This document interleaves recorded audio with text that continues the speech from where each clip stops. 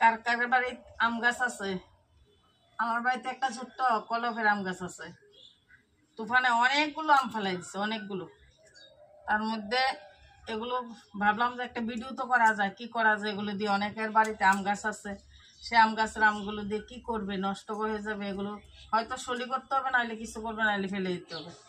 তাই ফেলে না দিয়ে কি করা যায় ওইটাই ভাবলাম। ভেবে এখন দেখলাম যে এগুলোকে সবগুলোকে এইভাবে ছুলে নেবো। এগারে আগেই ছুলে নিয়েছি, একটু কেটেও ফেলেছি, কিন্তু এটা দেখানো হয় নাই, কারণ সময় ছিল না। হঠাৎ করে মনে হয়েছে আর এগুলো দিয়ে তো একটা ভিডিও করা যায়, একটা আচার করবো, তাই একটু ভিডিও না করলে ভালো লাগে না। তাই এগুলোকে এভাবে ছুলে তারপরে এগুলোকে এইভাবে কাটবো, কেটে নেব। আর সবগুলো আমি এইভাবে কেটে নিয়ে আপনি যদি আচার করেন না, পুরা বছরের আচার আপনারা ঘরে রাখতে পারবেন। এভাবে ছোট ছোট পিস করে এগুলোকে কাটবো। এইভাবে এইভাবে সবগুলো ছোট ছোট পিস করে কেটে তারপরে এগুলোকে কি করব, নুন মেখে রাখবো। এখন কেটে নিই, তারপর বাকিটা আপনাদের সঙ্গে শেয়ার করব। সবগুলো আমি এইভাবে কেটে নিয়েছি, ছোট ছোট পিস করে আমগুলো কেটে নিয়েছি। এখন এর মধ্যে নুন দেব, প্রচুর, মানে নুনটা অনেক দেব। নুনটা দিয়ে 2-3 ঘন্টা রেখে দেবো।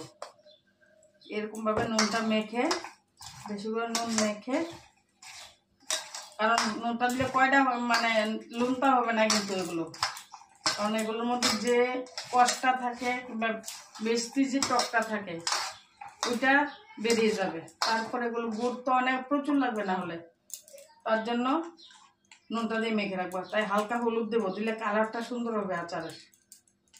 হালকা হলুদ আর নুন দিয়ে এগুলোকে এইভাবে মেখে আর 3-4 ঘন্টার মতো রেখে দেবো। তারপর বাকিটা আপনাদের সঙ্গে শেয়ার করব। 4 ঘন্টা পরে চলে আসলাম। এগুলো যে নুন হলুদ মেখে রেখেছিলাম, দেখুন কি অবস্থা হয়েছে। 4 ঘন্টা হয়ে গেছে।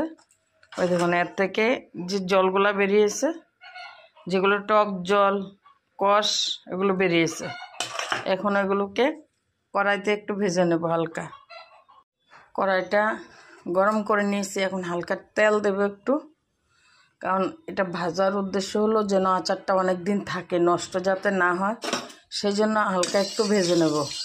বেশি ভাজবো না, কারণ হালকা একটু ভেজে নেব, তাহলে আচারটা নষ্ট হবে না। মাঝে মাঝে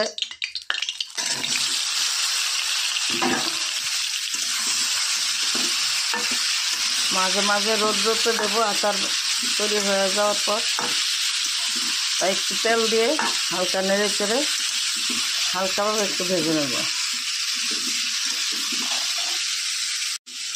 এটার মেইন উদ্দেশ্য হলো ভাজার, এটা গায়ে যে জল আছে জলটা শুকিয়ে নেওয়া, তাহলে আচারটা নষ্ট হবে না। এটা গায়ের মধ্যে যে হালকা একটা জল থাকে, জলটা যেন না থাকে, তার জন্য একটু হালকা ভেজে নেওয়া তেল দিয়ে।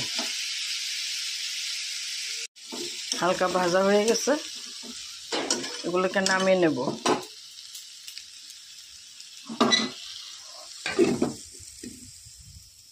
নামিয়ে নিলাম। এখন কড়াইতে একটু জল দেব, গুড় দেব, গুড়টা গুলানোর জন্য একটু জল দেবো। এখন এর মধ্যে গুড়গুলো দিয়ে দেব। গুড়টা গুলার জন্য একটু জল দিলাম, কারণ জল না দিলে গুড়টা পোড়া লাগবে, তার জন্য একটু জল দিয়ে দিলাম। গুড়টা গুলা পর্যন্ত অপেক্ষা করব। গুড়টা গুলে নিয়েছি, দেখুন গুড়টা। তার মাঝে এখন আমগুলি দিয়ে দেব, কারণ অনেক একটু জল দেওয়াতে গুড়টা গুলে এরকম অবস্থা হয়েছে। এবার ধীরে ধীরে আমগুলো গুড়টার মধ্যে সিদ্ধ হবে, কারণ গুড়টা যদি ভালো করে গুলানো না হয়, এমনিতেও সিদ্ধ করলে গুলে যায়, তারপর আমটা যেহেতু আমি অনেক দিন রাখবো, তার জন্য ভালো করে আচারটা করতে হবে। এখন ঢেকে দেব। আমের আচারটা হয়ে গেছে, আর এটাকে শুকাবো না, কারণ শুকালে পরে এটা আরও শক্ত হয়ে যাবে। একটু ভিজা ভিজা থাকলে এটা ভালো থাকবে। এখন এর মধ্যে গোলমরিচের গুঁড়ো, মিষ্টি জিরার গুঁড়ো, চিকন জিরা গুঁড়ো, যা যা মশলা আছে ওই মশলাটা করে নিয়েছি। ওই মশলাটা এখন দিয়ে দিলাম। এই আচারটাকে আপনি 1 বছর পর্যন্ত রাখতে পারবেন। এখন ধীরে ধীরে এটা ঠান্ডা হবে, তারপর বয়মে ভরে নেব। আমার আচারটা কেমন হলো কমেন্ট করে বলবেন। ধন্যবাদ সবাইকে, ভালো থাকবেন।